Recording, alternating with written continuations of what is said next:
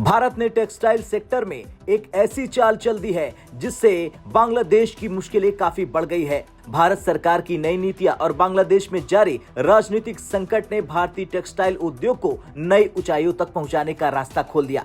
क्या भारत अब बांग्लादेश को ग्लोबल मार्केट में रिप्लेस कर देगा? आइए इस खबर की हर डिटेल जानते हैं। दरअसल बांग्लादेश का टेक्सटाइल उद्योग, जो पिछले कुछ सालों में दुनिया के सबसे बड़े गारमेंट सप्लायर में से एक था, अब मुश्किलों में फंस चुका है। बांग्लादेश में जारी राजनीतिक संकट के चलते अमेरिका और यूरोप के कई बड़े रिटेलर्स ने भारत और वियतनाम जैसे देशों की ओर रुख कर दिया है। जनवरी से नवंबर 2024 के बीच बांग्लादेश का अमेरिका को गारमेंट निर्यात 6.7 बिलियन डॉलर तक गिर गया है, जबकि भारत का निर्यात 4.4 बिलियन डॉलर तक बढ़ गया है। अब सवाल यह है कि भारत की नई टेक्सटाइल पॉलिसी में क्या है खास? दरअसल भारत सरकार ने टेक्सटाइल सेक्टर को ग्लोबल मार्केट में कॉम्पिटिटर बनाने के लिए कई बड़े कदम उठाए। टेक्सटाइल मंत्रालय का बजट 4,417 करोड़ रुपए है, जिसे 2025-26 तक 10 से 15% बढ़ाने की योजना है। सरकार टेक्सटाइल उत्पादन बढ़ाने वाली कंपनियों को टैक्स छूट और अन्य सुविधाएं दे रही है। करोड़ों रुपए इस स्कीम के तहत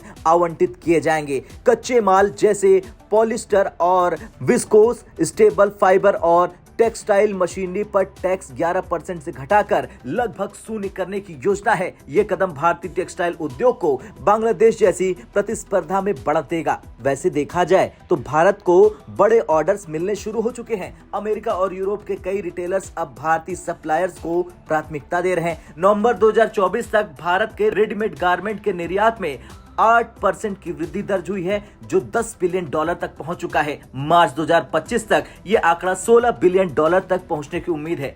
चलिए अब बांग्लादेश और भारत के बीच ग्लोबल मार्केट में टक्कर की बात कर लेते हैं। तो बांग्लादेश में कच्चे माल और लेबर की कम लागत के चलते उसे ग्लोबल मार्केट में बढ़त मिली थी, लेकिन अब राजनीतिक संकट और अमेरिकी प्रतिबंधों की वजह से ये देश ग्लोबल सप्लाई चेन से बाहर हो रहा। बात भारत की करें तो यहाँ टेक्सटाइल सेक्टर में 45 करोड़ से अधिक लोगों को रोजगार देने की क्षमता है। पीएलआई स्कीम और टैक्स कटौती ने भारत को एक मजबूत विकल्प बना दिया। खैर सवाल ये बनता है कि क्या भारत बांग्लादेश को रिप्लेस कर पाएगा? दरअसल बांग्लादेश का निर्यात गिरावट पर है, जबकि भारत लगातार अपने निर्यात को बढ़ा रहा। नई टेक्सटाइल नीतियों और ग्लोबल सप्लायर्स के झुकाव से ये मुमकिन है कि भारत जल्द ही बांग्लादेश को रिप्लेस कर सकता है। हालांकि ये जरूरी है कि भारत अपनी पॉलिसी और उत्पादन क्षमता को लगातार बेहतर बनाए रखे। भारत ने बांग्लादेश के राजनीतिक संकट का फायदा उठाकर ग्लोबल टेक्सटाइल मार्केट में अपनी जगह मजबूत कर ली है। सरकार की नई नीतियां और पीएलआई स्कीम भारतीय टेक्सटाइल उद्योग को नई ऊंचाइयों पर ले जा सकती है। आपको क्या लगता है, भारत बांग्लादेश को पूरी तरह से रिप्लेस कर पाएगा? हाँ या ना में कमेंट कर जरूर बताएं। ब्यूरो रिपोर्ट, भारत तक।